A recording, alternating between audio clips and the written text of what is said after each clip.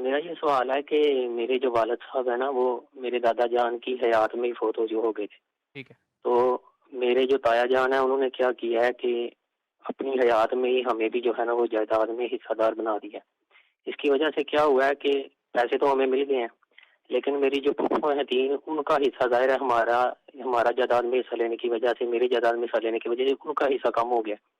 تو کیا اگر میں اب ان کو واپس کرنا چاہوں وہ پیسے تو کیا میں اس طرح کر سکتا ہوں کہ میری وجہ سے جو پھوپھو ہیں تین ان کا حصہ جو کم ہوا ہے میں ان کو وہ پیسے واپس کر دوں اور اوپر والے پیسے جو ہے میں وہ ہبہ کے طور پر رکھ لوں.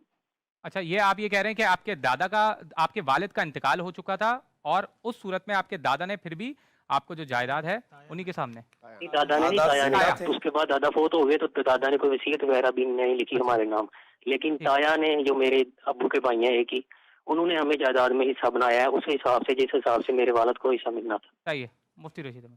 جی بالکل، انہوں نے سوال پوچھا ہے، بالکل ویلڈ بات ہے کہ ان کو حصہ ملنے کی وجہ سے ان کی جو پھوپھی وغیرہ کا حصہ کم ہوا ہے. ظاہر ہے کہ شرعاً تو یہ حقدار نہیں ہے میراث کے. اگر ان کے والد صاحب کا اپنے والد کی موجودگی میں انتقال ہو گیا تو یہ وارث نہیں ہے ان کے.